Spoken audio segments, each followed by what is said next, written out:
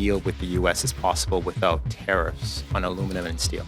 Strategic in their judgment to the United States economy, aluminum, steel. Is there any evidence that a deal with the U.S. is possible without tariffs on aluminum and steel? On aluminum, steel.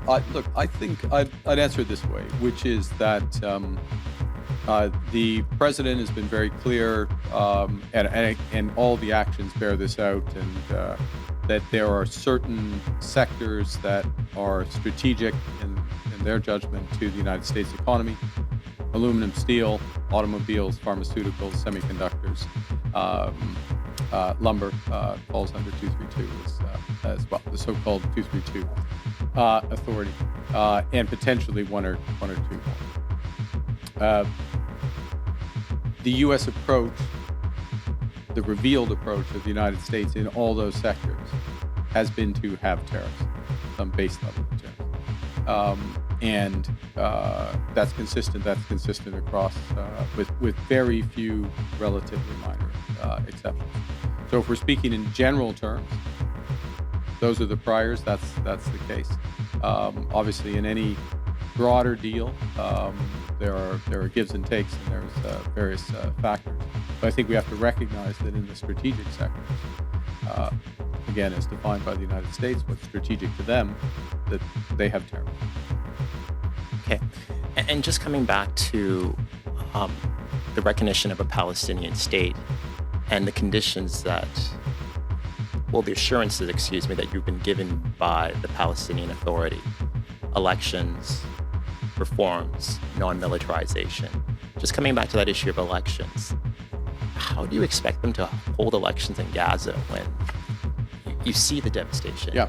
And when you see the occupation by the Israelis in the West Bank? How can they hold elections? There are, clearly that's not a possibility now. It's not a possibility in the near term.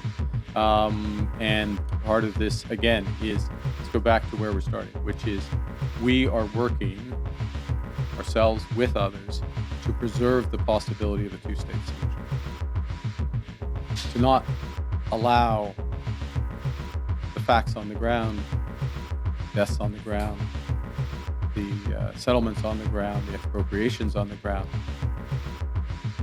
to get to such an extent that this is not possible. Much has to happen in order for a democratic, viable state is established in Palestine. We fully recognize that, and we're committed to help work as part of that process. But I'm not in any way, shape, minimizing the scale of that task. But we are going back to the fundamental principle of self-determination and what we can do to preserve that. On m'indique que malheureusement, c'est tout le temps qu'on a pour les questions, même s'il reste plusieurs journalistes sur la liste ainsi qu'en ligne, malgré tout. Thank you very much, Prime Minister. Merci beaucoup. Merci. So the question is, I'll simplify. Always good to say that, look, these are complex, they're comprehensive, they're constructive negotiations with the Americans are ongoing. It's possible that they may not conclude by the 1st of August. But we'll see. The team's there. We're working hard. Conversations today, myself. So we'll see.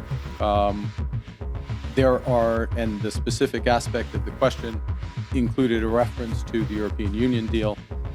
And could our accord with the United States include commitments on investments and other aspects? And I just observed that there are many areas for cooperation between Canada and the United States, including defense spending, security spending, investments, which is one of the reasons why we're having these broader discussions. Next up, Paul Dutch, Global News. Speaking of the United States, did you consult with the U.S. about your decision to recognize Palestine? And can the sustainable peace process work without U.S. being on side? Look, the United States is the essential partner in peace in the Middle East, and in virtually in many parts of the world. And we've seen that demonstrated First point. Second point is that the president does take a direct interest in resolving conflicts, and as has with respect to a broader set of developments in the Middle East. And so again, the United States, this president will play and continue to play a central role. Others have responsibilities, Canada included, responsibilities on the humanitarian side, responsibilities with governance and other aspects that we're supporting. And we make our own independent foreign policy positions. And when we see opportunities, when we see necessity, which is what we see in this case, given the retreat of the prospect of a two-state solution because of the facts on the ground, as I explained, when we see that possibility and we see the combination of an ability to influence because of our own voice and actions, but because of others and other processes that are being put in place.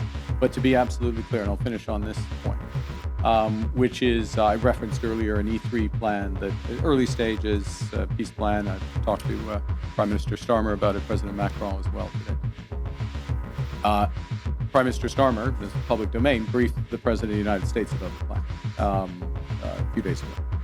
So there are connections all the way through, and my colleague obviously in regular contact with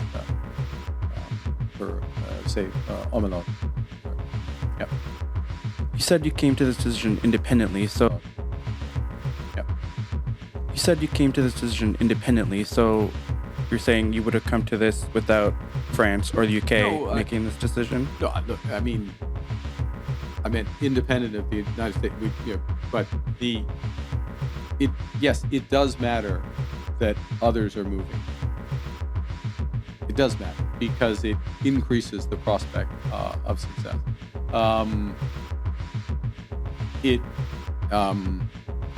But the core of the decision is taken on the principle that of self-determination and the rights of people to self-determination. We have long, Canada, speaking for Canada now, have long felt that this should come later in a process, and that our recognitions, other recognitions, the state of Palestine, should come at a point of maximum impact during a peace process. We're now at a bit, sorry to repeat myself, where in our judgment and the judgment of others, is that the prospect of a Palestinian state is literally receding before our eyes, or being eroded before our eyes. And so the act of the intention to recognize, which is what we're saying today, and working with others to support a Palestinian state, possibility of Palestinian state, reestablishes that opportunity.